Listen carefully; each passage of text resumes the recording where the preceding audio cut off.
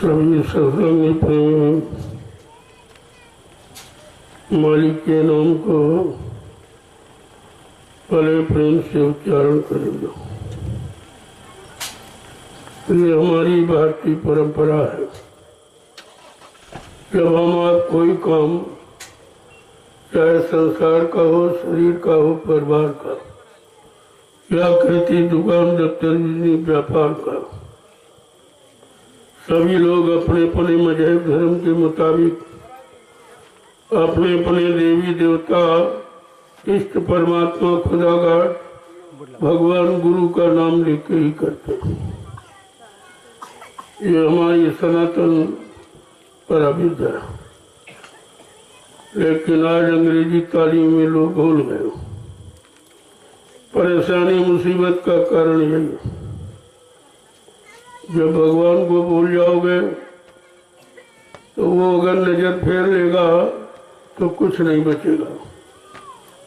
ये हमेशा ध्यान में रखना चाहिए। जय गुरुदेव, जय गुरुदेव, जय गुरुदेव, जय गुरुदेव, जय गुरुदेव, जय गुरुदेव। जय गुरुदेव। नाम किसका? प्रभु का, जय गुरुदेव। नाम किसका? प्रभु का, जय गुरुदेव। नाम किसका? प्रभु का, प्रभु का प्यारा नाम। जय गुरुदेव।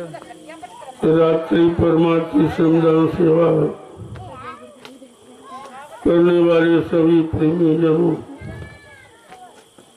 जीव का बड़ा सौभाग्य होता है जब वो संतों की शरण में आता। उससे बड़ा सौभाग्य जब सदगुरु के आदेश को पालन करने का वक्त समय मिले। ये दोनों चीजें आपको मिली। अब इनको कैसे संभाल के रखना, क्योंकि ये चीजें बड़े सौभाग्य से मिलती। ये हर हमेशा को नहीं मिलती।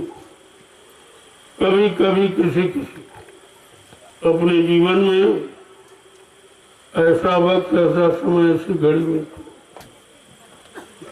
और जब मिल जाए तो अपने को बड़ा सौभाग्यशाली समझना चाहिए और फिर उसको संभाल के रखना चाहिए। किसी भी तरह से वो दया से अलग न हो नहीं पावे। एक तो दया मिलती नहीं है, एक जीवों को दया लेना आता नहीं है, और दया करके दे दिया जाए तो रखना नहीं जाए। इसलिए जो समय घड़ी मिली है इसको बहुत संभाल कर रखो। पता नहीं ये जीवन लीला कब समाप्त हो जाए। इसके लिए कोई निश्चित समय नहीं है। वैसे तो निश्चित है, जन्म और जीवन मृत्यु सब निश्चित है, लेकिन ये सबको मालूम नहीं।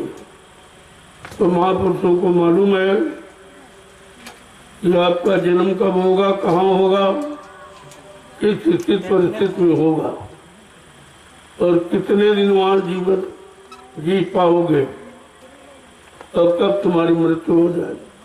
उनको तो सब पता, लेकिन जीवों को नहीं मालूम। इसलिए ये भय और चिंता हमेशा रखनी चाहिए। बदल नहीं, ये मूलक जीवन कब समाप्त हो जाए और फिर दोबारा मिलेगा नहीं। ये हमेशा नहीं मिलता। कबहू कर करुणा नर देही, देत ईस बिन हेत चले ही। कभी करुणा निधान कृपा दया, मेहरबानी करके मानो अनमोल शरीर आपको दे दे। कि जाओ अब की बार किसी संत महात्मा की तलाश करके अपने घर का रास्ता पूछ लेगा। वो रास्ता उन्हीं को मानो, क्योंकि जहाँ की तुम्हारी जीवात्मा रहने वाली है वहीं से संत महापुरुष आते। इसलिए उनको पूरा भेद मालूम। तभी तो जीवात्माओं को जगाने का काम शुरू करते और उसको घर पहुंचाने का वादा करते, क्योंकि उनको जानकारी है कि किधर से जीवात्मा आई और कैसे जाएगी, कौन ले जाएगा, कौन पहुंचाएगा, कौन मिलाएगा, ये उनको सब मालूम है। लेकिन तुमको कुछ नहीं मालूम और तुम्हें विश्वास भी नहीं हो पाता। ये विश्वास की कमी है, श्रद्धा सेवा भाव की कमी, प्रेम प्रतीत की कमी है, जिसके कारण सरल होते हुए भी ना आप समझ पाते हो ना आप ले पाते।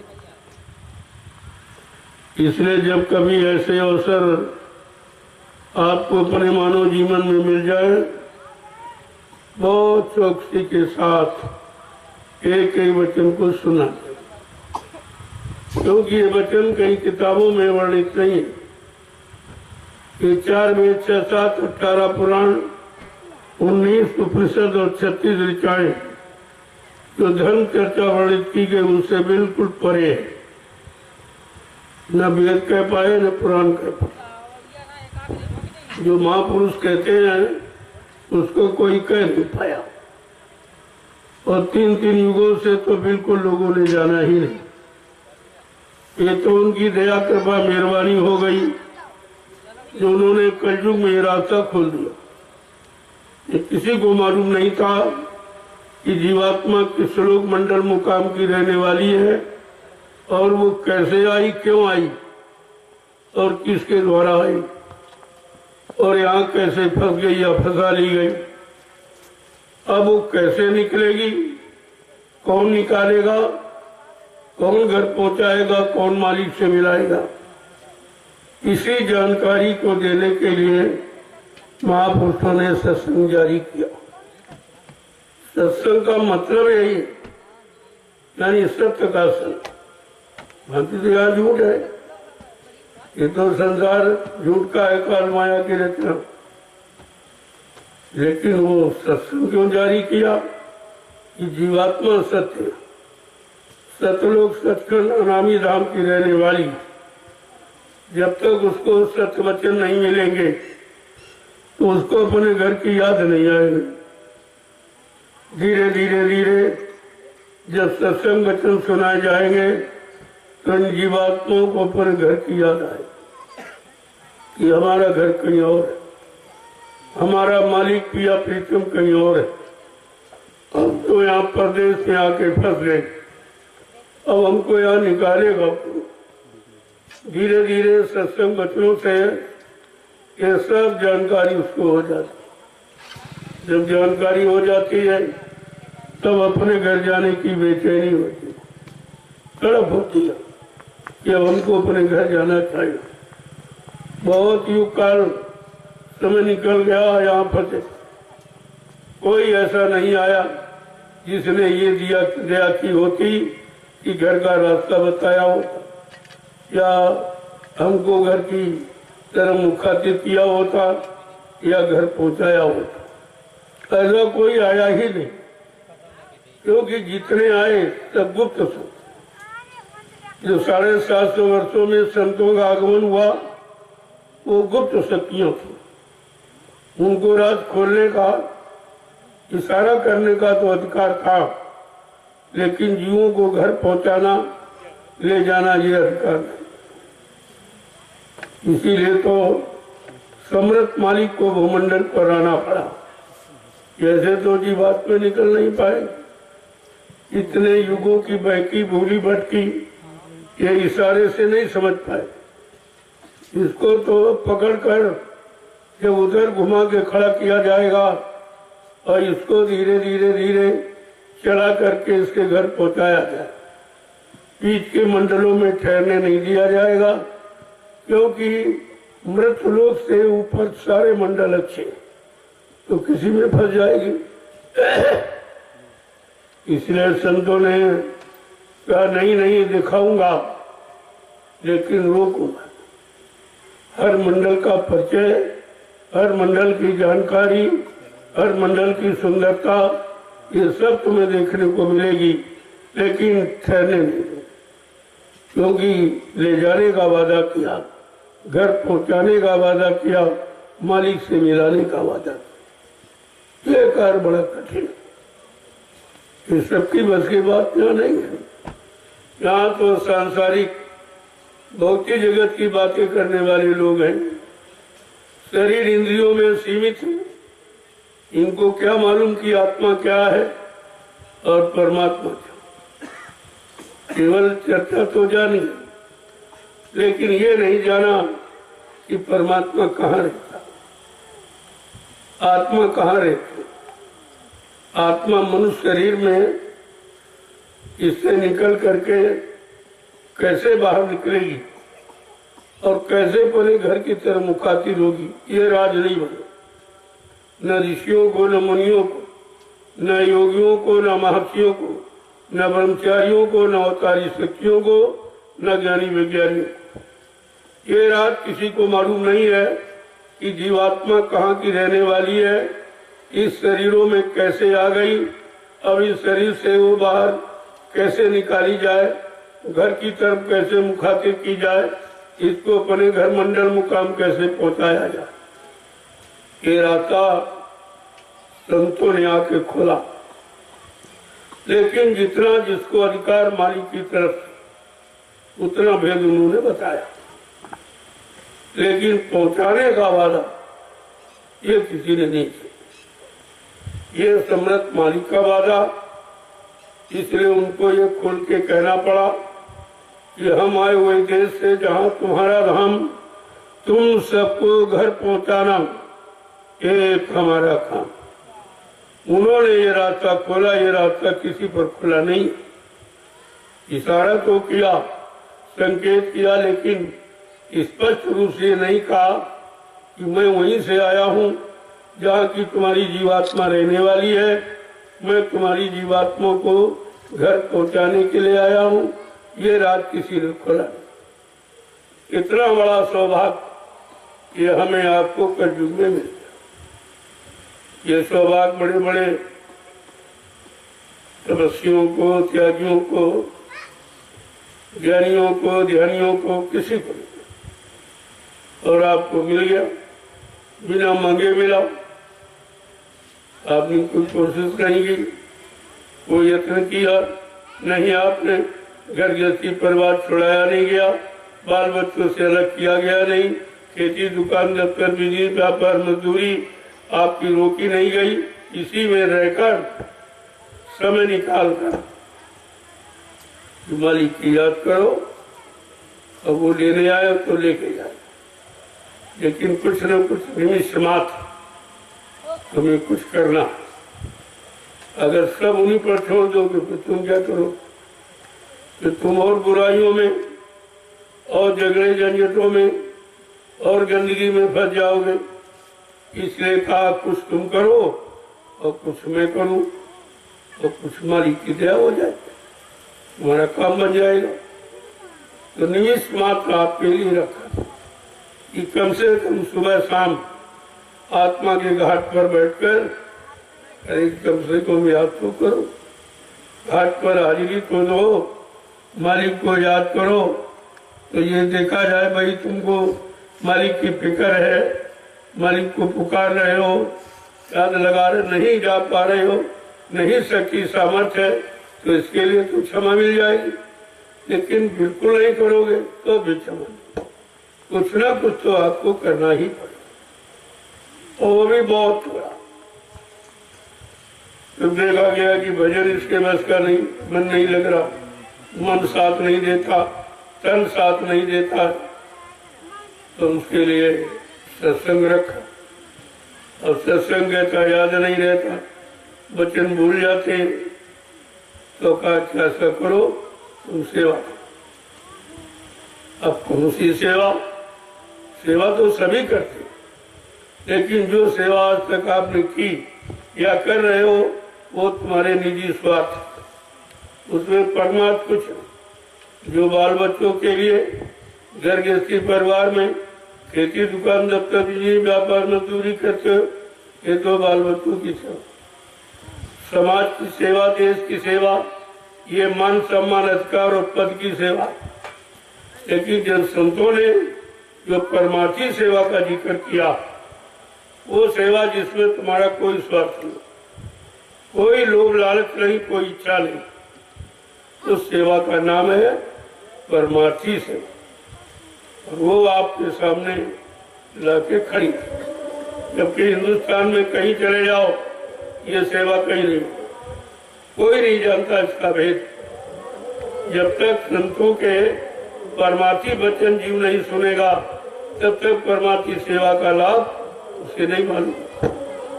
अब धीरे धीरे देखा गया जीव बेचारा बहुत कमजोर है, न सत्संग वचन याद रहते हैं, न मतलब यानी भजन में मन लगता है, न शरीर साथ देता है। कहा चलो इसको परमार्थी सेवा में लगा दिया। और आप ये देखते हो जो भी सेवाएं करते हो उसमें नींद, ये भी माया का एक अंग है, ये आपके साथ लगा दी।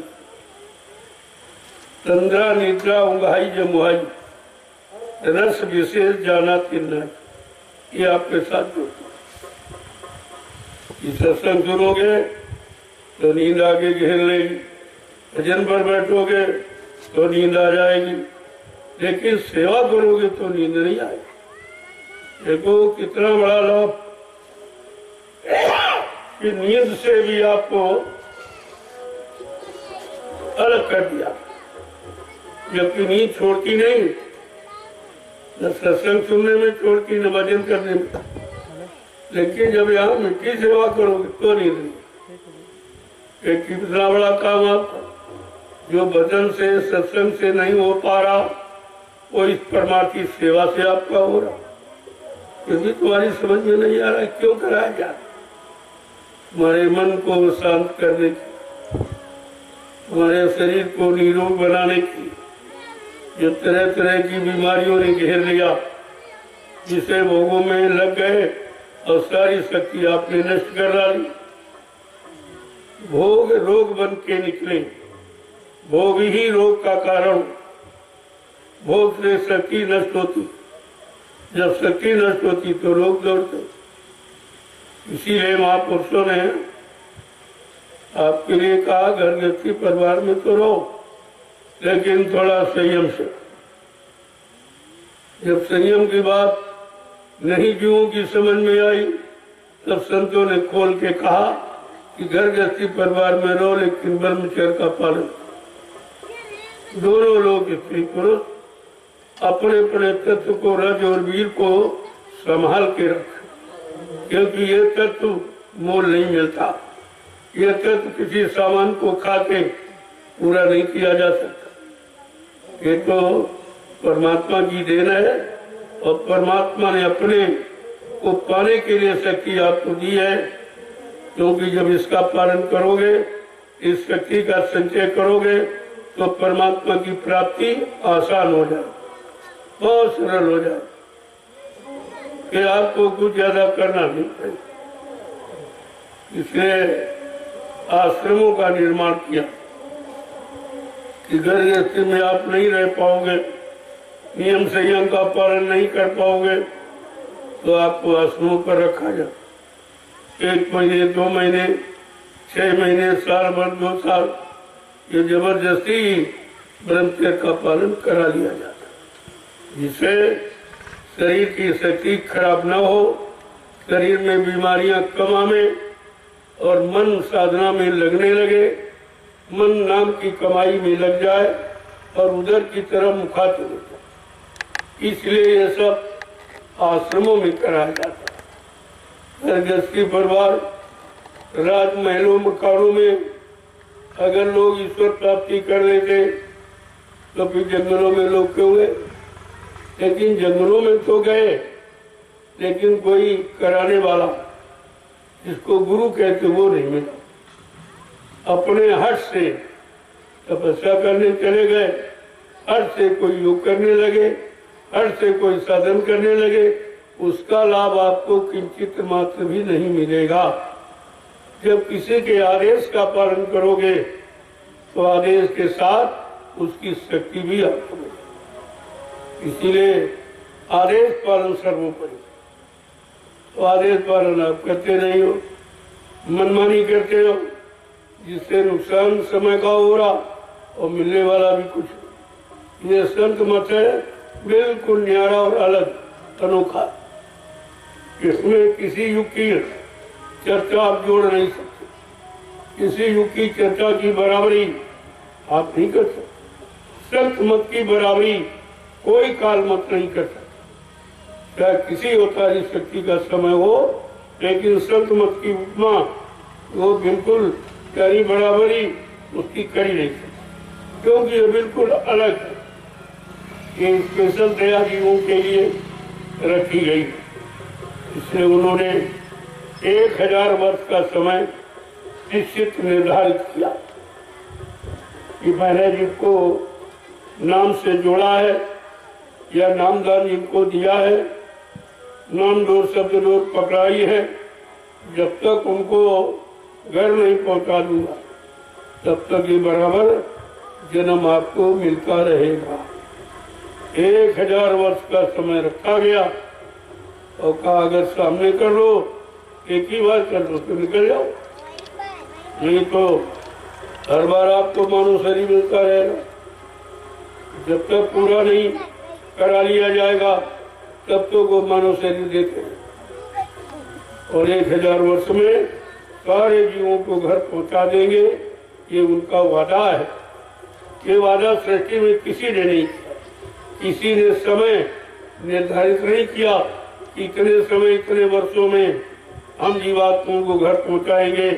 ऐसा वादा कबीर से लेकर जितने आए किसी ने ये वादा नहीं किया। नामदान तो दिया लेकिन वादा नहीं किया। और ये भी वादा नामदान देकर ये भी वादा नहीं किया कि जिनको हमने नामदान दिया है जब तक इनकी जीवात्मा को घर नहीं पहुंचा लूंगा मैं इस मानव शरीर को छोड़ के जाने वाला नहीं, चाहे मुझे 400 वर्ष क्यों न रहे। 400 वर्ष क्यों न, इससे ज्यादा भी क्यों का मतलब ये 400 वर्ष निश्चित नहीं, ज्यादा। जब तक जीव नहीं जाएगा तब तक वो रहेंगे और तुमको आना जाना पड़ेगा, दोनों रहेंगे, जाने वाला और ले जाने वाला दोनों। अब तुम्हारे लिए कितना समय दे रहे, इतनी हमदर्दी किसी ने नहीं जताई है कि तुम जब तक नहीं जाओगे तब तक हम क्यों अपना खुशनुमा प्रकाशमय चेतन देश को छोड़ करके इस गलीज गंदगी वाली काल माया के देश में आ गए और ये कह रहे जब तक इन जीवात्माओं को घर नहीं पहुंचा लूंगा मैं शरीर छोड़ के नहीं। उनकी शरीर की कोई उम्र अवधि नहीं है, 100 साल के हो जाएं, 400 वर्ष के हो जाएं, 1000 वर्ष के हो जाएं, उन पर कोई शरीर उम्र का कोई नियम लागू नहीं, क्योंकि अपनी इच्छा से आए हैं और काम करके अपनी इच्छा से ही जाएंगे। न किसी ने उधर से भेजा है न यहाँ से कोई ले जा सकता। इन बातों को बराबर ध्यान में रखना चाहिए। जब ये वचन ध्यान में रखोगे अपने मालिक पर आपको शंका नहीं, क्योंकि ऐसा कोई आया नहीं, किसी ने ऐसा तुम्हारे लिए हमदर्दी का वादा किया नहीं। ये तो समझने की थी, जब तक सुनोगे नहीं तो समझोगे नहीं, समझोगे नहीं ऐसे जन्मते मरते रहोगे, कोई मतलब निकलेगा नहीं। कभी पशुओं की ओरी में, कभी पक्षियों की ओरी में, कभी जंगली जानवरों की ओरी में, कभी कीड़े मकोड़ों की ओरी में। बहुत गंदे पाप कर्म करोगे तो नाली में बदबूदार कीड़ों के अंदर तुम्हारी जीवात्मा को पहुंचा कर ये दिखा दिया जाएगा कि बुरे पाप कर्म का नतीजा ये सब यही दिखा दिया। इसलिए संतों की शरण में आए हो, अगर अच्छाई नहीं पूरी ले पा रहे हो कम से कम बुराइयों से अपने को बुराइयों में मत जाने दो, बुरे कर्मों में न मत जाने दो, तो ज्यादा अच्छा रहेगा। निंदा आलोचना बुराई में मत जाने दो, ईर्ष्या राग द्वेष में मत जाने दो, काम क्रोध लोभ मोह अहंकार में कम फंसने दो। धीरे धीरे निकालने की कोशिश करो, दया हो जाएगी, आप पाप साफ हो जाओ। ऐसा नहीं है कि गंदे जीव ही तो साफ हुए, उन्हीं को साफ किया गया। इनको किसी ने नहीं पकड़ा, उनको पकड़ा। जो कुछ थोड़े बहुत अच्छे नहीं भले काम करने वाले थे, तो कोई राम में चले गए, कोई कृष्ण में चले गए, कोई इधर कोई उधर चले गए, और जिनको किसी ने शरण में लिया नहीं। गंदगी के कारण कल वो गंदे जीव हमको मिले, तो उनको साफ करने में थोड़ा समय लग जाएगा, हम तो हो जाए। जब सफाई का पूरा साबुन है, सफाई का पूरा सामान, तो भी साफ तो हो जाएंगे। लेकिन अगर तुम तो थोड़ा सा प्रयास करो और थोड़ी देर से दया हो जाए तो जल्दी सफाई हो जाए। तो तुम कुछ करना ही नहीं चाहते, करते तो बुरा ही करते हो, अच्छा करते ही नहीं हो। और तुम्हें अच्छे और बुरे दोनों से अलग किया जाएगा, तब तुम बच पाओ। बगैर संतों सदगुरु की शरण ये काम सृष्टि में कोई नहीं कर। इसीलिए गोस्वामी जी महाराज गृह संत थे, जिन्होंने रामचरितमानस लिखी। उन्होंने कलयुग के जीवों को मना किया कि शारीरिक इंद्रियों वाले कर्मों से अलग, बहुत इन्हें कर्म करते रहे हो और इसी में फंसे पड़े रहे हो और यही जन्मते मरते रहे हो, आज तक तुम्हारी जीवात्मा घर नहीं पहुंच पाई। अब थोड़ा सा इस शुभ अशुभ कर्मों से अलग हो जाओ, इसे निष्काम कर्म कहते, इसमें कोई वासना, कोई इच्छा, कोई तमन्ना, मुराद तुम्हारी नहीं रहती, केवल आदेश पालन के लिए करते हो, बाकी तुम्हारी कोई इच्छा नहीं।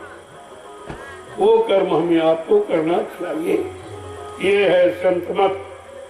संत मत का मतलब है ये सच्चा मत माने रास्ता विचार जो आपके लिए रखा गया। तो धीरे धीरे जब सत्संगों में आते रहोगे, बच्चों को सुनते रहोगे,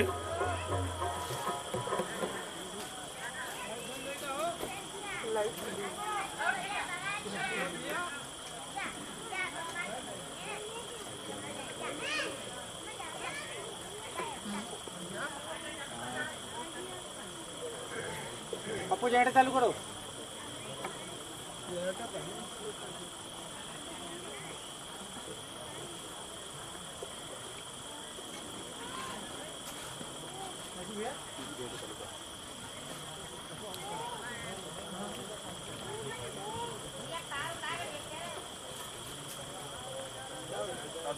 ये हम बोले हैं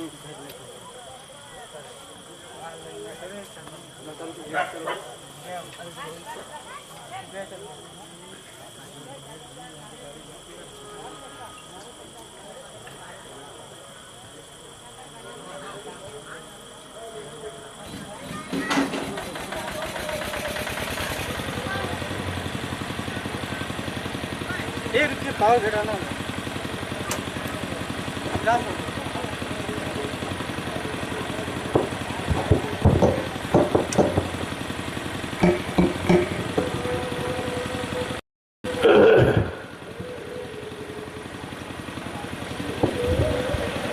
तो बहुत लंबा समय निकल गया।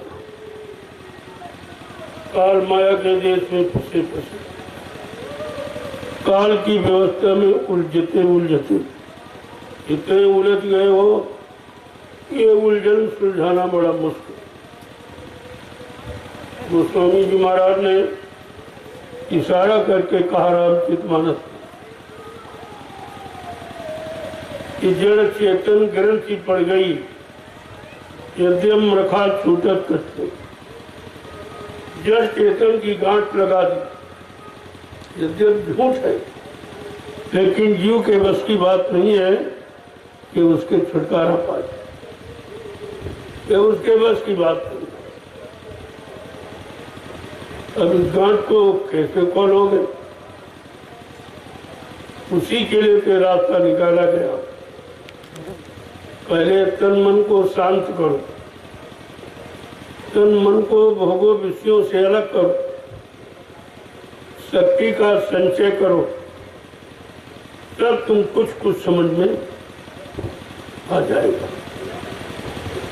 नहीं समझ, जब ऋषि मुनि नहीं समझ पाए, तपस्या करके, योगी योग साधना करके नहीं समझ पाए मन को,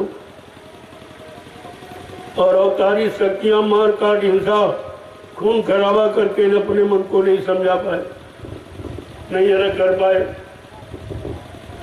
और ज्ञानी ज्ञान से नहीं समझा, ऐसा ये मन तुम्हारे साथ है, 24 घंटे तुम्हारे पर अधिकार जमाए,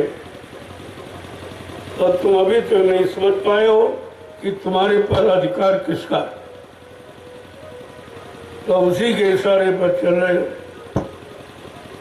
जो वो कह रहा है, जो सोच रहा है उसकी सोच पूरी कर रहे हो, जो चाह रहा है उसकी इच्छा पूरी कर रहे हो, तो तुम अपने लिए क्या कर रहे हो? अभी तो मन के लिए, मन की वासनाओं को पूरा करने के लिए, इच्छाओं को पूरा करने के लिए रात दिन लगे। ये बताओ तुम अपना काम कब करो?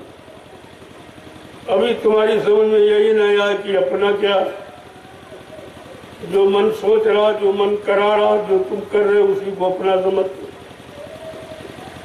जबकि ये अपना सब सपना एक दिन सब खत्म हो जाएगा।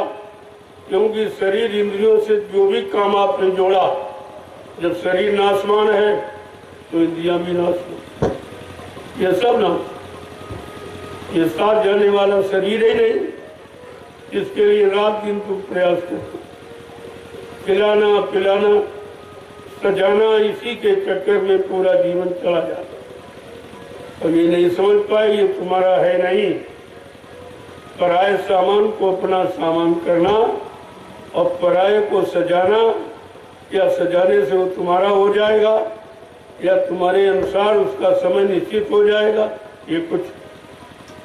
ये अगर समझ में आ जाए तो समझ लो आपने सत्संग वचनों को कुछ समझने की कोशिश अभी की। पूरा तो नहीं समझ पाए हो, लेकिन ये तो कोई कर ही नहीं रहा। यहाँ भी आए हो तो मन की इच्छा से आए, मन कहता चलो चलो चलो सत्संग में चले, चलो सेवा में चले, फिर कहेगा नहीं चलो घर चले, चलो घर चले, घर तुम्हें कहीं नहीं रहने देता, न घर में रहने देता, न यहाँ रहने देता। तो अभी तुम मन के मुताबिक ही तो चलते, अभी गुरु के मुताबिक कहाँ चलते? जबकि आपसे कहा गया कि तीन युगों से तुम मन का कहना मान रहे हो, इसीलिए तुम फंसे पड़े हो, निकल नहीं पाए हो। अब जरा गुरु का कहना मानो तो तुम्हारा काम बन जाए। तो उन्होंने स्पष्ट कहा कि मन के कहे चलो मत कोई, और सतगुरु कहे करो तुम सोई। अब वो काम करो जो सतगुरु, सत माने ईश्वर, जो ईश्वर का भी गुरु और ब्रह्म का गुरु, पार ब्रह्म का गुरु, महाकाल का गुरु, उसको कहते सतगुरु। इतनी बड़ी शक्ति मृत लोक मंडल पर आई, जो सब जो काम ईश्वर ब्रह्म पार ब्रह्म नहीं कर पाया, वो काम करने के लिए आए हैं। इसलिए ये सब, अगर इनका कहना आप मान लो तो आपका काम सरल हो जाएगा। फिर आपको करना ही क्या, केवल आदेशों का पालन करना, कुछ नहीं, वो भी तुम्हारे से नहीं होता। आदेश भी मनमानी करते, उसमें कटौती पहले कर देते हो, उसमें समय पहले काट लेते हो। अब कार्यक्रम जैसे निश्चित किया गया कि भाई 5 दिवसीय कार्यक्रम, तो 2 दिन पहले काट लोगे, लेट आओगे, और 2 दिन पहले भाग जाओगे तो मिलेगा। अरे वो 5 दिन तुमको दया देने का रखे कि 5 दिन में तुम्हारे तक दया पूरी पहुंचा दी जाए, तो तुम इतने होशियार कि 2 दिन पहले काट लेते हो और 2 दिन बाद में काट, तो आना ना आना बराबर हो गया। क्योंकि आपने आने का आदेश नहीं माना और जाने का भी आदेश नहीं। तो जो आदेश का पालन नहीं करते उनको कभी कुछ नहीं मिलता। ऐसे आने जाने का यहाँ कोई मतलब नहीं है। ये संत मत, जब तक उसके मुताबिक आप नहीं चलोगे तब तक आपको संत मत का कोई लाभ मिलने वाला नहीं। वो इतना सरल नहीं है तो सरल, लेकिन आदेश पालन करने की आदत अगर बन जाए या बना लो तो बहुत सरल, और नहीं तो बहुत कठिन। ऐसे मन चले जीव, कितने आए कितने चले गए, और कितने आएंगे कितने अभी चले जाएंगे। क्यों? इनसे कोई काम नहीं हो। हम जानते हम बड़े होशियार हैं, आएंगे काम करके चल बना के चले जाएंगे, लेकिन तुमसे ज्यादा होशियार वो है जिसके यहाँ तुम आए हो। वो पहले जानता किस भाव से आए हो, और वो भाव पूरा होने जाने पर तुम भाग जाओगे तो वो चीज तुमको दी ही नहीं जाएगी। वो चीज ऐसे नहीं है। वो पूर्णतया पालन करो, आत्मसमर्पित भाव कि जब आप सद्गुरु भक्ति करोगे तब आपको पूरा लाभ। अपनी बुद्धि, अपना ज्ञान, अपनी ताकत, अपनी शक्ति, अपना विचार लगाने की कोशिश करोगे तो संत मत में फेल हो, कभी पासे नहीं हो सकते। क्योंकि ये विषय संत मत मानव बुद्धि के परे है, ये बुद्धि के परे है। यहाँ बुद्धि काम नहीं करी। बुद्धि भी तो सांसारिक है, सांसारिक कार्यों में निर्णय लेने वाली, आत्मिक कार्य में निर्णय वाली बुद्धि नहीं। हो तो आत्मा, आत्मा स्वयं निर्णय करती है। अभी आप यही नहीं जानते हो कि बुद्धि का किया गया लिया गया निर्णय सत्य है कि आत्मा का। क्योंकि अभी सत्संग पूरा सुना नहीं आपने, बीचे से भाग जाते हो, और सत्संग अभी शुरू किया भी नहीं गया। सत्संग सुनाने की मौज करवाई जा रही, सत्संग सुनाने की भूमिका बनाई जा रही, सत्संग सुनने के लिए जीवों को तैयार किया जा रहा, उनको परमार्थी सेवा से पक्का किया जा रहा। धूप में, गर्मी में, सर्दी में, बरसात में, ये है तपस्या। तपस्या करा के इनको मजबूत किया जाए। जब ये मजबूत हो जाएंगे फिर ये टूटने वाले नहीं। लेकिन अभी मजबूती आपने कहा है, धीरे धीरे आएगी। क्योंकि यहाँ भी आए हो, कोई इधर बैठा, कोई उधर बैठा, कोई उधर। तुम अपना ही समय खराब कर, किसी का नहीं अपना नुकसान करते हो। अब यहाँ बैठे हो, इस बैठने का लाभ नहीं, वो लाभ उधर है जो सेवा कर। लाभ तो वहाँ है जहाँ आदेश है, जहाँ आदेश का पालन है, वो तो आदेश में लाभ है। अपनी मनमुक्ता भी लाभ नहीं, क्या गया कि चुपचाप यहाँ बैठ गए। ये हलवा नहीं संत मत, बगैर किए कुछ नहीं होगा। तो आए हो, अरे वहाँ सेवा करके सत्संग तो यहाँ वहाँ भी याद सुन लेते, दोनों काम तुम्हारे हो जाते। ये सत्संग कानून से सुनते रहते और शरीर से ये सेवा कर लेते, तो शरीर से जो पाप और बुरे कर्म हो गए उनकी अदायगी हो जाती। वो तो आप समझते नहीं हो, तुम समझते बड़े होशियार है और ऐसे यहाँ कुछ मिलने वाला है। ये संत मत है, बड़ा ठोक बजा के दिया, ऐसे नहीं, और तुम ठोकने में भाग जाओगे। अभी तो कहा जा रहा तब तुम बच जाते हो, और जो ठोक बजा दिया जाए तो तुम रुकने वाले नहीं।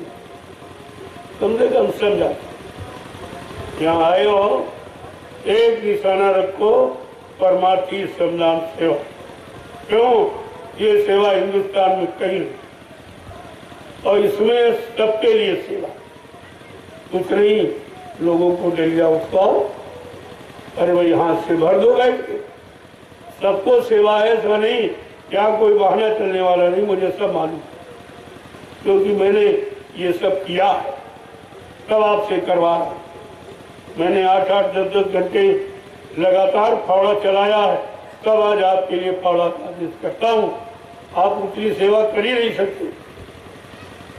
ऐसे थोड़ी कह दिया कि चलो सेवा करो, सेवा करो। अरे किया है उसका लाभ समझा है, तब आपको लाभ देने के लिए ये व्यवस्था निकाली। कुछ न कुछ जरूर करो, अरे कुछ नहीं वहाँ प्रेमियों को पानी पिला दो, उनको दिलिया पगड़ कुटवा दो, तुम्हारा भी उतना ही लाभ होगा जितना, क्योंकि एक दरिया में कितने लोगों का लाभ, खोदने वाले का, भरने वाले का, उठवाने वाले का, ले जाने वाले का, फिर वहाँ बताने वाला खड़ा है कि यहाँ डालिए, उसका भी लाभ। एक दरिया में कितने लोगों का लाभ सम्मिलित है, तब लोगों को लाभ मिल पाता। ऐसे बेचारे जो कमजोर है वो कैसे लाभ, जो व्रत बूढ़े वो कैसे लाभ उनको मिलेगा? तो ऐसा नहीं, मेरे पास सब तरीके, सब तरीका सरल से सरल और कठिन से। अभी तो कठिन कोई बात आपसे कही नहीं जाती, क्योंकि कठिन आप कर नहीं सकते हो, वो शक्ति और संयम तुम्हारे पास है नहीं, लिहाजा उसका आदेश किया ही नहीं जाता। जब सरल आदेश नहीं पालन कर पाओगे तो तुम कठिन कैसे करो, तो जो तुम्हारे बस का ही नहीं। ये सबसे सरल सेवा परमार्थी शब्दों की, काटो उठाओ, इतनी सब कुछ आपको नहीं, एक पैसा खर्च, केवल समय, श्रम और समय आपको, क्योंकि श्रम और समय तुमने गंदे और गलीज कामों में लगाया है, जिससे वो गंदगी तैयार हो गई, जिसे कर्मों की गंदगी कहते, जिसके कारण जीवात्माओं को निकलने और काल माया के देर से जाने में देर लगती। देर इसी बात, उसकी देरी खत्म हो जाए, उसका बोझा उतर जाए और धीरज से बने घर को चले। इससे सरल कोई रास्ता, कोई रास्ता सरल, क्योंकि सब करा के देखा गया, सत्संग सुनाया गया, किसी समझे नहीं, सब आ गई, सब छोड़ के बाद 45 करोड़ को सुनाया गया और एक ने भी नहीं सुना, सब छोड़ के बाद। तो कहा वचन समझ में किसी की आए, अब अगर कुछ इनको दे दिया जाता तब तो बहुत बड़ा अहंकार आ जाता। जब कुछ नहीं दिया गया, बगैर दिए ही भाग गए, बगैर भगाए भाग गए, बगैर नुकसान किए भाग गए। जब सब तरह की बीमारी परेशानी दूर की गई, तरह तरह के झगड़े मुकदमे के निपटाए गए, एक तरह का लाभ, हजारों तरह का लाभ दिया गया, तब तो ये शरण छोड़ के भागे, तो कहाँ टिकने वाले? और ऐसे संत मत में कुछ मिलेगा नहीं। यही तो कठिन है, इसके अनुसार आप बन नहीं पाते। बनाने का पूरा प्रयास किया जाता, हर तरफ से, दरस से, परस से, तरस परस मुखवंजन पाना, ये सब तरफ का लाभ देने का तरीका है। और वो भी लाभ देने पर भी नहीं जीव सुधर पाया, नहीं समझ पाया, इसका मतलब इतना गंदा है कि गंदगी इन चीजों से भी नहीं उतर पाई, इन साधनों से भी अलग नहीं, तो कितना सरल करके रखो। अगर ज्यादा सरल कर दो तो शंका होने लगती, और कठिन कर दो तो इनके बस का नहीं। तो फिर कौन सा रास्ता अपनाए? ये बीच का रास्ता आपके लिए रखा गया, न कठिन है न ज्यादा सरल, कुछ न कुछ शरीर से आपको करना ही पड़ेगा। तो कुछ आपने अच्छा बुरा पाप और शरीर से ही तो की, इसलिए शरीर को परमार्थी सेवा में लगाकर इस सेवा के करने में तुम्हारा कोई निजी स्वार्थ नहीं है, लोग लालच नहीं। एक तो आप सेवा करोगे, वो तो लाभ आपको मिल ही रहा, तमाम तरह की बीमारियां आपके शरीर से हट रही, जितना पसीना निकलेगा उतना खून साफ हो जाएगा, जितना खून साफ हो जाएगा उतनी बीमारी चलेगी। देखो कितना सरल तरीका, न दवा खानी न डॉक्टर के यहाँ जाना, न कोई पैसा फीस किसी को देना, न दवा खानी, और काम उससे 1000 गुना ज्यादा हो। जब डॉक्टर के पास जाओ तो कहता भाई सुबह 100 कदम 200 कदम या 1 किलोमीटर आधा किलोमीटर तुम टहला करो, और यहाँ तुम इस सेवा में 10 किलोमीटर रोज चल जाते हो। ये बात तुम्हारी समझ नहीं है कि डॉक्टर ने तुम्हारा उपचार चलना, मतलब चलने से तुम्हारी बीमारी जाएगी, और तुम यहाँ 10 किलोमीटर ये मिट्टी की सेवा में तय करते हो रोज, कैसे बीमारी रहेगी? धीरे धीरे सब चली जाएगी, सब परेशानी दूर हो जाएगी। जितना पसीना निकलेगा उतना खून रिफाइन होगा, साफ होगा आपका पाक। ये सब लाभ ही लाभ। इस सेवा से शारीरिक लाभ और सेवा से जो व्यवस्था बनेगी, जिससे यहाँ पर लाखों लोग भविष्य में आएंगे, सत्संग सुनेंगे, भजन करेंगे, सेवा करेंगे, ये भी लाभ तुम्हारे खाते में आएगा, क्योंकि ये व्यवस्था उन जीवों के लिए तुमने बनाई। तुम्हारे शारीरिक श्रम और गाड़ी कमाई से सेवा, जो आप हमारे हाथ में तो मांगता नहीं, मैंने कभी नहीं कहा कि हम कोई रुपया, हम क्या कहें? जो आप बड़ी इच्छा से सेवा भाव श्रद्धा से देते हो, उसी से सब जमीन खरीद। जितनी आप देख रहे हो ये तुम्हारी गाड़ी कमाई से खरीदी गई। आपकी धन की सेवा लगी है, पितृ की सेवा इसके सुधार में लगी है। और यहाँ सब प्रेमी आएंगे, सत्संग सुनेंगे, सेवा करेंगे, भजन करेंगे, ये है परमार्थी लाभ। ये भी तुम्हारे खाते में है, एक तरह का नहीं। इतना बड़ा लाभ किसी सेवा से कोई नहीं दे सकता। सारी दौलत लोगों ने दान में दे दी, लेकिन ये लाभ किसी को नहीं मिला। जो लाभ एक छोटी चीज, कोई 1 रुपया दे रहा, कोई 10 रुपया, कोई 20-25 जिसके पास ये चीज करता आपने दिया है, मैंने उसी तुम्हारी गाड़ी कमाई से ये सारी जमीन आपका एक एक पैसा तुम्हारे सामने लगाओ। मैं क्या करूँगा? मेरे तो कोई भी बच्चा है नहीं कि जिसके लिए मैं मतलब यानी इकट्ठा करूँगा, संचय करूँगा, कि आपसे झूठ बोलूँगा, बेईमानी करूँगा। मुझे क्या जरूरत? तुम्हारी जरूरत को जानता हूँ कि तुमको क्या जरूरत है। तुम अपनी जरूरत नहीं जानते हो, तुम्हारी जरूरत के लिए ये व्यवस्था करता। और कितनी जल्दी हुआ। श्रद्धा की चूनी भली, जो श्रद्धा से आपने 1, 2, 10, 20, 50 रुपए दिए, ये उसी का फल है। देखिए, ये काम कोई कर नहीं सकता।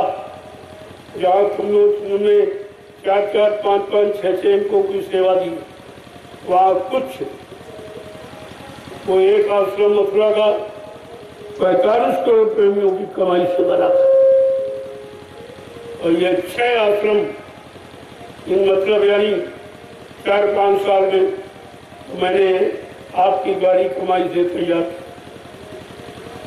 वहाँ एक की सुरक्षा नहीं रखता है जो सब प्रेमियों की कमाई था। यहाँ तो कुछ ही लोग तो नहीं आए, लेकिन धीरे धीरे धीरे जब काम देख रहे हैं तो दौड़े चले आ रहे कि अरे भाई काम तो वहाँ हो रहा, हम यहाँ कहाँ दे रहे, किसको दे रहे? जहाँ कोई काम की बात नहीं है, केवल दाम की बात। तो धीरे धीरे प्रेमियों की संख्या अब तो करोड़ों लोग, अब करोड़ों लोग हो गए, कोई चिंता की बात नहीं है। लेकिन ये काम सबके सामने, हमारा कोई काम पर्दे में नहीं है। मेरे नाम 1 इंच जमीन नहीं है, मेरे नाम 1 रुपया कहीं जमा नहीं, खाता नहीं है, न कोई बक्सा तिजोरी मेरे पास कुछ। मैं जैसा बैठा हूँ तो जैसे ये कपड़े भी आप लोग देते हो, आप लोग देते हो तभी तो पहले भी हमको एक लंगोटी पर्याप्त, कोई जरूरत लेकिन नहीं। समाज में रहना है, समाज के बीच काम करना, समाज का काम करना, माँ बहन बेटियों के बीच में रहना, काम करना, तो उसके लिए ये मर्यादा जरूरी है। ये मैं क्या करूँ, कोई आवश्यक ये काम हो रहा है, काम की विजय होती, इंसान की विजय नहीं, काम की विजय। ऐसा काम है कि सब लोग एकदम चकाचौंध। ये 4 वर्षों में क्या हो, हमने क्या नहीं हो गया, जो होना था वो हो, जिसकी जरूरत थी वो है, जिसकी महापुरुष की इच्छा थी वो हो, कि किसी के करने से नहीं हो। वो कराने वाला इतना महान है जो मुझे आदेश देता है, मैं उसी आदेश का पालन, और आपसे भी उसी आदेश पालन की प्रार्थना करता हूँ कि आप भी कर लो, आप भी लाभ कमा लो। तो यहाँ इधर कोई धोखा, कोई अड्डा पर्दा यहाँ नहीं, बिल्कुल साफ सुथरी बात। समझते रहोगे, एक एक वचन को सुनते समझते रहोगे, याद करते रहोगे, दोहराते रहोगे, गुणन मनन करते रहोगे, तो धीरे धीरे वो वचन तुम्हारे अंदर प्रवेश कर जाएगा। फिर आप वचन कभी भूलोगे, लेकिन अगर गुणन मनन चिंतन नहीं करोगे तो चली जाए वैसे रुकने वाली। तो एक एक वचन पर विचार करना ये बड़ा विचारणीय विषय है। ये भाषण स्पीच, ये प्रवचन का, ये कथा वार्ता, ये गोदी घिरी पिटी बातों का नहीं है। ये जिसकी जरूरत है आज कलयुग में, कलयुग के जीवों के लिए वो चीज आपके सामने खोल के रखी है। अब इतनी जल्दी समझना मुश्किल, पुरानी रूढ़िवादिता में जो फंसे हैं वो बेचारे कैसे निकले। एक तो निकलना नहीं जानते, उनको बताओ तो उनको विश्वास नहीं। इतने ज्यादा फंस गए हैं कि अच्छी से अच्छी बात उनकी समझ में ही नहीं। फिर या योग कर लीजिए, इनकी किस्मत में, इनके भाग्य में नहीं है, क्योंकि ये तो बड़े भाग्यशाली को वचन मिलते, ये उनका काम होता तो बड़े भाग्यशाली है। ये तो सब किसी किताबें दोहराने वाले, जो समय निकल गया उसको सुनाते, अरे जो समय निकल गया वो वापिस आएगा ही, तो उसके सुनने सुनाने का लाभ था। जो समय आएगा नहीं, समय का लाभ मिलेगा नहीं, तो उसको उसे समय की चर्चा को सुना और सुनाना किस काम। लेकिन ये मानते नहीं, इतने आठी हैं कि गोसाई महाराज को लिखना पड़ा, जड़ चेतन ग्रंथ पड़े, यज्ञ रखा छूटत आए, जड़ चेतन की गांठ ऐसी लगा दी है तो झूठ, लेकिन जीव के बस की बात नहीं कि स्वतः खोल। और कहते कि स्वर्ण ग्रंथ पाए जो कोई, तब या जीव के कारत हुई। जब किसी को जड़ चेतन की गांठ खुलने का रास्ता जुटी मिल जाए तो बड़ा बात, लेकिन जब मिल जाएगी तब भी काल माया को चिंता होती कि हमारे गांठ के बंधन से अलग हो जाएगा, धीरे धीरे सब छुटकारा पा जाएंगे, तो मेरे यहाँ रहेगा कौन, मेरा राज चलेगा कैसे। तो उसको तो बहुत चिंता। तब कहते कि स्वर्ण ग्रंथ जारी खगड़ाया और विघ्न अनेक करे तब माया। अगर जब चेतन की गांठ खुलने की जुटी किसी महापुरुष से मिल गई तो काल माया को चिंता हो जाए, तमाम तरह की विघ्न बाधाएं डाले कि किसी तरह से हमारे गठबंधन से ये अलग न होने, नहीं तो मेरा राज समाप्त हो जाए। उसको भी चिंता नहीं है। लेकिन यही बात है, इतनी ज्यादा चिंता काल को जीवों को फंसाने की है, उससे करोड़ों गुना ज्यादा चिंता दयाल को अपने जीवों को निकालने की है। काल और दयाल की होड़ लगे। अब आपको ये सोचना है तुम काल की पारी में खड़े हो कि दयाल की पारी में। अभी तक विचार नहीं कर पाए तुम खड़े कहाँ हो?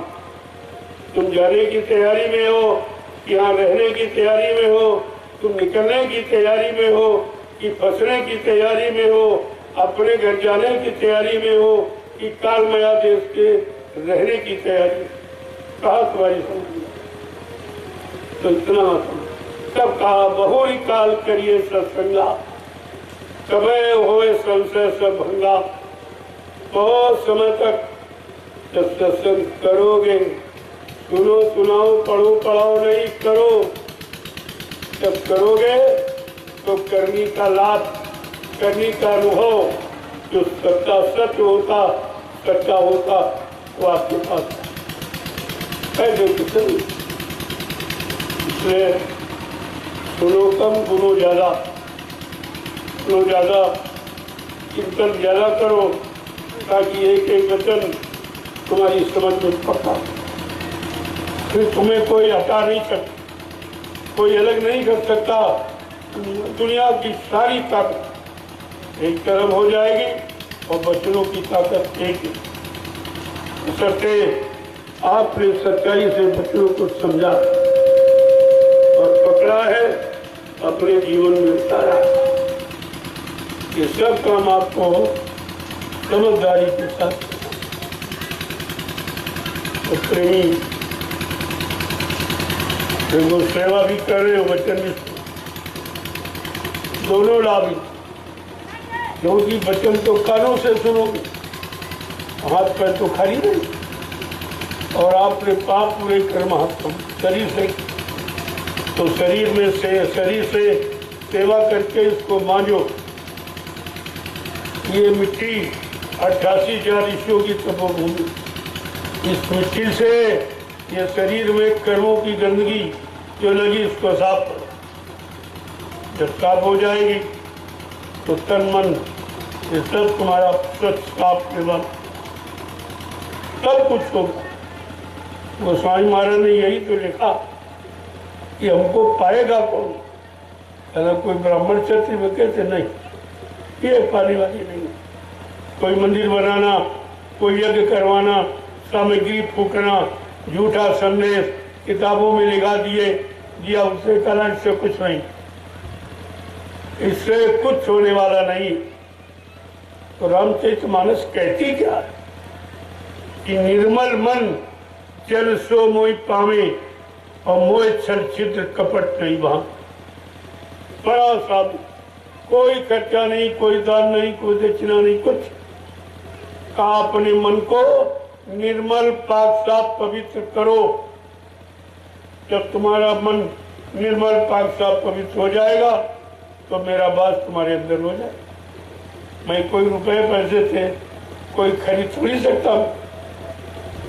कोई सामान दिखाकर, कोई वस्तु दिखाकर, कोई जमीन दे, अना इससे कुछ। सीधा रास्ता है निर्मल मन जन सो मोहि पावे। अगर प्रभु से मिलना चाहते हो, उनको पाना चाहते हो, अपने मन को निर्मल पाक साफ पवित्र बनाओ। उसके प्रभु के लिए कोई पैसे की, कोई सामान की आवश्यकता नहीं, क्योंकि ये सामान तो प्रभु का दिया हुआ, उसी का दिया हुआ सामान उसी को लौटा दे। कहते हो हम दान करते, तो हम पुण्य करते। ये भी झूठा। तुम कहाँ से लाए थे? तुम तो नंगे अकेले पैदा हुए थे, तुम्हारे पास कुछ था ही क्या? और जो दे रहे हो ये प्रभु का, प्रभु को ही अर्पण कर। इसलिए कहा ये मेरा सामान मुझे मत लौटा लो, मैंने तुम्हारे प्रयोग के लिए दिया है, इसका सदुपयोग करो। तुम्हें करना क्या है? जो मैंने शरीर तुमको पाक साफ निर्मल पवित्र दिया था उसे गंदा मत। जैसा मैंने दिया वैसे ही आप हमें भेंट कर, और कुछ। फिर कहा कि ये बताओ कि मेरा वास किसके हृदय में? लोग कहते हैं ब्राह्मण के हृदय में, क्षत्रिय के हृदय में, पूजा करने वाला, मंदिर बनाने वाला, यज्ञ करने वाला, हवन करने वाला। लेकिन रामचरितमानस क्या कहती? कहते नहीं, इससे नहीं। जाति पाति धर्म धर्म बढ़ाई और कुल परिवार सुखद समुदायी, इन्हें त्यागी भजे मन लाई और ताके हृदय बसे रखता है। इतना साफ, कोई खर्चा नहीं, कोई ऐसा नहीं, कोई पैसा नहीं, कोई सामान नहीं, कोई कपड़ा, कोई लत्ता, कुछ भी नहीं। आज जात पाति धन धर्म बढ़ाई, कुल परिवार सुख समुदाय, इन्हें त्याग। ये गंदगी है। इस गंदगी का परित्याग करो और मेरा बात तुम्हारे हृदय में हो जाए। लेकिन यहाँ तो सबसे कठिन जाति अपमान है। अभी जात पात की खाई से अलग नहीं हो पाए हो, उसी में उलझ गए हो। जबकि साफ साफ शब्दों ने कहा, अरे भाई जात पात पूछे नहीं कोई और हरि का भजे सो हरि का। भगवान के पाने में कोई जात पात नहीं, भगवान के पाने में कोई गरीबी अमीरी नहीं, भगवान के पाने में कोई धन दौलत सामान की जरूरत नहीं। लेकिन बात समझ में आवे तब तो। व्यक्ति समझना ही नहीं चाहता और दूसरे को समझाना चाहता। सबसे बड़ी बीमारी तो यही है, खुद नहीं समझ पाए और समझाने के लिए निकल पड़े। कभी तो इसी बात की है और इसीलिए ये सब समाज बिगड़ता चला जा। समझाने वाले समझा रहे, समाज बिगड़ रहा। कितनी कथाएं चल रही, एक व्यक्ति भी नहीं सुधर रहा। एक व्यक्ति को शाकाहारी नहीं बना पाएंगे, सदाचारी नहीं बना पाएंगे और कहते हम संदेश दें। कहा संदेश? क्या देते हो? तुम्हारे पास देने के लिए है ही क्या? तुमने कुछ लिया ही नहीं, कुछ रखा ही नहीं, तो दोगे क्या? लेकिन ये संसार दुविधापूर्ण, दुविधामय है। या दुविधा भरी पड़ी, जहाँ शंका संदेह भरी पड़ी, वो निकलने नहीं देती। क्योंकि काल बड़ा होशियार, वो भी सोचता सब निकल जाएंगे तो हमारी पूजा कौन करेगा, हमको मानेगा कौन, हमारे आदेशों का पालन कौन करेगा, मेरा राज कैसे चलेगा। अरे उसको भी तो चिंता है। लेकिन संत अपना काम करने आए हैं, अपने जीवों को जगाएंगे, जगा के निकाल के ले जाएंगे। काल को भनक भी नहीं पड़े, क्योंकि जब दयाल आए तो काल ने उनसे वाचा करा लिया, प्रतिज्ञा करा ली कि आप 3 काम नहीं कर। एक तो आप जीव के साथ जबरदस्ती नहीं कर, दूसरा है पिछले जन्म की याद नहीं कराएंगे, ने हमारा कर्म कर्जा नहीं देगा, और जिस योनि में आएगा उस योनि में नफरत नहीं पैदा कर, ये समय पूरा नहीं। ये 3 वादा है, 3 वादों को लेकर भी अपने जीवों को निकाल रहे और ले जाएंगे और काल को भनक भी नहीं पड़ेगी। वो नहीं समझ पाएगा कि संतों की महिमा, ये संतों की रीति नीति क्या है। ये तो अभी आए थे इसी कलयुग में 750 वर्ष। नानक जी आए, पलटू आए, रविदास, मीरा, सैजोबाई, कबीरदास, सब हजारों संत आए और सबने एक ही रास्ता बताया।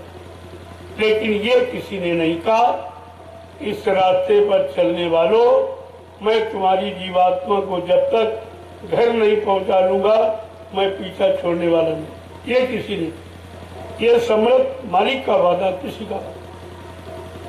यही बात तो समझने की। जय गुरुदेव,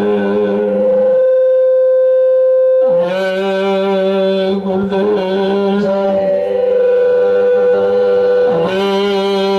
गुरुदेव, जय गुरुदेव। नाम किसका? प्रभु का। जय गुरुदेव। नाम किसका? प्रभु का। प्रभु का प्यारा नाम। जय गुरुदेव। को, वचनों को केवल कानों का विषय बना, मतलब करनी में। कान तो अच्छा बुरा सब सुन लेते, उनकी तो आदत स्वभाव। आंख अच्छा बुरा सब देख लेती, उसका स्वभाव। लेकिन आपको आंख कान कहाँ लगाने? अच्छे में, अच्छाई में, अच्छे कामों में, तो आंख कान दोनों का लाभ मिल जाए। और बुराई में, बुरे कामों में लगा दोगे तो लाभ से करोड़ों को पीछे चले जाए। ये लाभ सुनने का नहीं है। अगर हम आपको सुनाएं कि रसगुल्ला मीठा होता, मुलायम होता, लाल होता, क्या सुन के आप संतुष्ट हो जाए? कुछ देर बाद यही कहोगे, अरे भाई सुनाने है कि कुछ खिलाना पिलाना। वो पाने से संतुष्टि होती, यहाँ से सुनाने की बात। गा के बजा के किसी तरह से तुम्हें बेवकूफ बनाना, तुमको सच्चाई तरफ न जाने देना, उधर से आपको हटा देना, इधर फंसा लेना, यही इनका काम। इन्होंने खुद नहीं पाया तो तुम्हें क्या प्राप्त करा दी। इन्होंने आज तक कुछ नहीं देखा, तुम्हें क्या दिखा देंगे। जिन्होंने अंदर में जो बाजे बज रहे हैं, घंटा संग तरह तरह के, वो इन्होंने जब सुने नहीं तो बाहर में बजाते हैं। वो बजाओगे कब बजाओगे, बजेगा बंद कर तो बंद हो जाए। और अंदर वाला तो अनवरत कंटिन्यूस लगातार बजता रहता, कभी बंद नहीं होता, 24 घंटे बजता। अनहद नाद होत निश्वासा, रात और दिन ये बाजे गाजे, ये तो उनकी नकल भी नहीं है। जब नकल इतना अच्छा लग रहा, इसी में फंस रहे हो, मन को फंसा रहे हो, तो असली वो इतना अच्छा होगा जिसको शास्त्रों ने वेदवाणी, अमृतवाणी, ईश्वरवाणी, अनहद वाणी, इन से शब्दों से पुकारा। मुसलमान फकीरों ने कलमा और आयत था, ये सब ने बताया। लेकिन वो बात ये काल के जीव नहीं सुनने देंगे, क्योंकि इनकी बाजार बंद हो जाएगी, इनकी दुकान बंद हो जाएगी, इनका लोभ लालच ये सब बंद हो जाएगा। इनको ये नहीं मालूम कितने लाख जीवों को तुम भ्रमित कर रहे हो, बुराई की तरफ ले जा रहे हो। मतलब यानी इसका खामियाजा इतने जन्मों तक भोगना पड़ेगा। और इनसे जो दान दक्षिणा और सेवा सामान, धोती रोटी, लगोटी, अमान सामान ले रहे हो, ये भी आपको देना पड़ेगा। इसके लिए इनको लाखों जन्म लेने पड़े। इनको तो होश ही कुछ नहीं कि हम कितना कर्जा इलाज रहे, का बजा के ले रहे लोगों को भ्रमित। अब बेचारे जगन्ना और पुण्यंदा ताते मच गई, अदा धुंधा, जब सब अंधे ही है। अंधा अंधे से रास्ता पूछेगा तो बेचारा क्या बताएगा, क्या बताएगा। तो इसलिए और समझ में इतनी जल्दी आता नहीं, क्योंकि काल माया का देश है। वो अपने देश से किसी को निकलने नहीं देगा। वो तरह तरह के झंझट और उलझन यानी मतलब बना के तैयार करेगा और इसी में फंसा के रख। लेकिन अब संत आए हैं तो अपना तो काम वो करेंगे ही, अपने जीव तो ले ही जाएंगे। अगर साथ में और चले जाएं तो अच्छी बात है। इसलिए सबको संदेश दिया जा रहा, जाने वाले और न जाने वाले, निकलने वाले और फंसने वाले, संदेश तो सबको दिया जा रहा, ताकि कोई ये न कहे कि संतों ने मतभेद किया। उन्होंने मतभेद किया, कुछ को बताया, कुछ को नहीं बताया, तो सबको बताया। उनके यहाँ किसी तरह की कोई पाबंदी नहीं है। केवल पाबंदी है गंदे खान पान की, गंदे कर्म करने की, तो पाबंदी बाकी कोई। जय गुरुदेव, जय गुरुदेव। जोर से बोलो, सब मिल बोलो, जय गुरुदेव।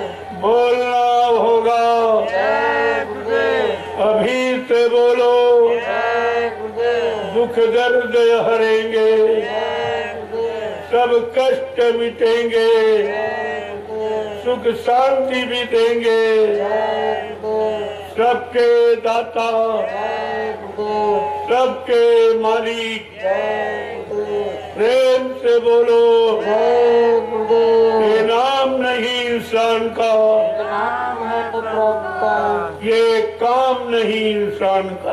ये काम है प्रभु का। देखो संकेत इशारा क्या है, ये काम जो आपको बताया इंसानों की बस, और कोई इंसान ये बता ही नहीं रहा। सच्चाई अच्छाई तो कोई नहीं बता रहा, और झूठ में फंसे हैं और सबको भाग गए। तो एक की नाक कट गई थी, लोग उसे परेशान करते थे, नकटा नकटा करते। उसने कहा ऐसे काम नहीं बनेगा, अपना संगठन तैयार। तो जो लोग उसको नकटा कहते बड़ी जोर हंसता था, तो लोग कहते तुम्हें हंसते हो, लोग तुम्हें नकटा कहते। अरे काला तुम्हें नहीं मालूम, जैसे नाक कट गई रोज भगवान का दर्शन करता हूँ। अच्छा हाँ, कल हमारी भी कटवा दी। अब धीरे धीरे धीरे धीरे लोग कटवाने लगे। ये बात राजा तक पहुंची। राजा ने कहा तो बहुत सरल बात है, अरे भाई नाक कट जाए भगवान तो मिल जाए चाहिए, भगवान तो मिलते ही नहीं किसी को। तो कहा चलो, तो मंत्री को भेजा कि जरा पता लगा। मंत्री पता लगाने गया तो देखा कि हजारों लोगों ने नाक कटवा ली। तो मंत्री ने कहा कि ऐसा है राजा, पहले मैं करूं, अगर आप कटवा लोगे तो लोग इस देश का राजा ही नकटा अपमान हो, जरा मैं कटवा। तो मंत्री ने नाक कटवा। अरे नाक कटवाने में कोई भगवान नहीं, ये तो भगवान ने अंग दिया है अंधगंध सुगंध के लिए। तो फिर मैंने कहा, मंत्री ने राजा सब झूठ कर हमला उसको।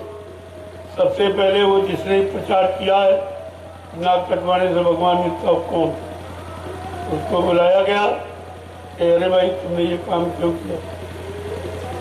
आज सत्य बोलूं कि झूठ? कर सत्य, तुम्हें कुछ नहीं हो। चले महाराज, मेरी तो धोखे से नाक कट गई थी। रात में मैं उठा, मुझे चाकू की जरूरत थी, मैंने ऐसे अंधेरे में हाथ डाला तो ऊपर से चाकू गिरी मेरे नाक पर, मेरी नाक कट गई। अब मुझे लोग जीना मुश्किल कर दिए, सब नकटा नकटा नकटा कर। तो कहा मैंने अपना संगठन बनाया।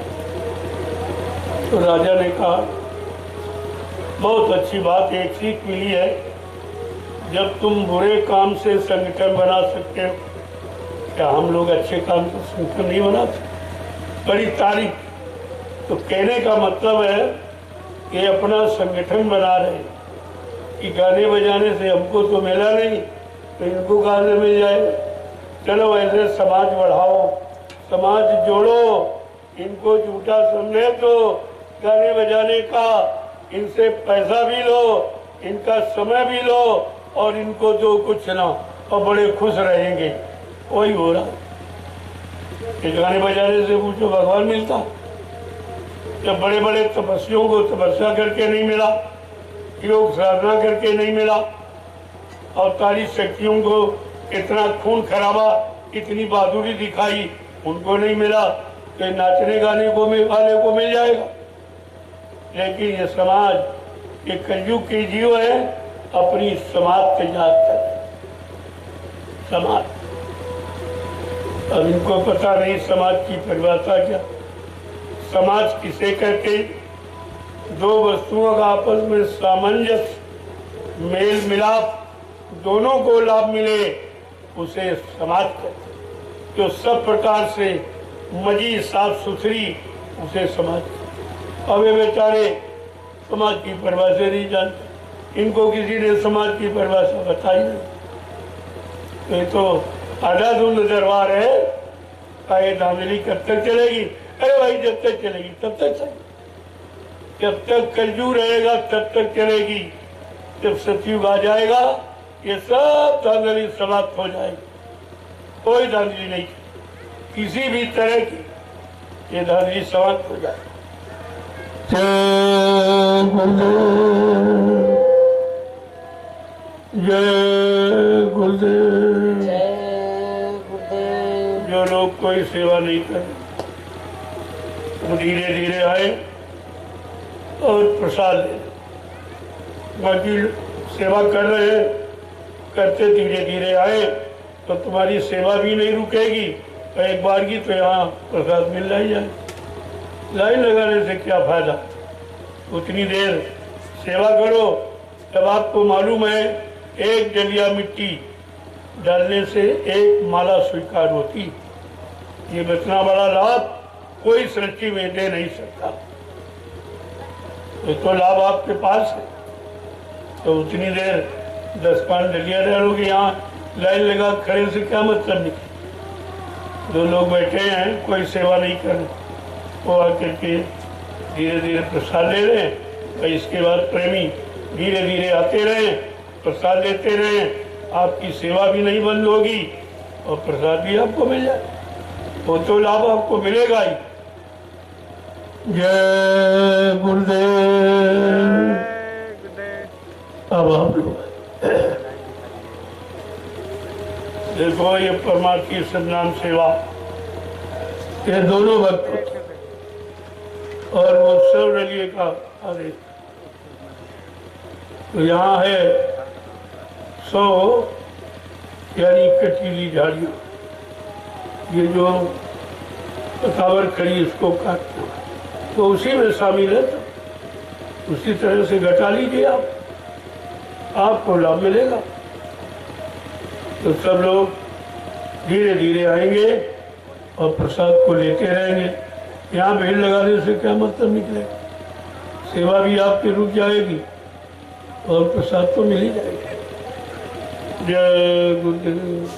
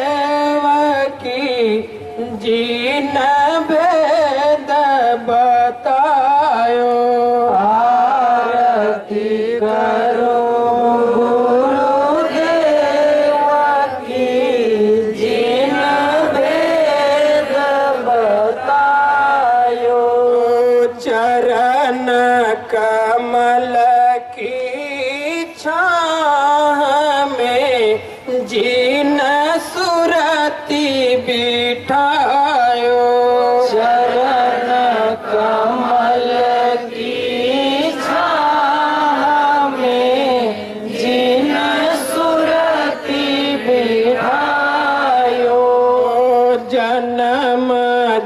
जन्म के पाप को जीन दूर हटायो।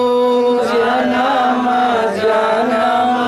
के पाप को जीन दूर हटायो। मोसम पतित पुनित करी निज दया लगायो।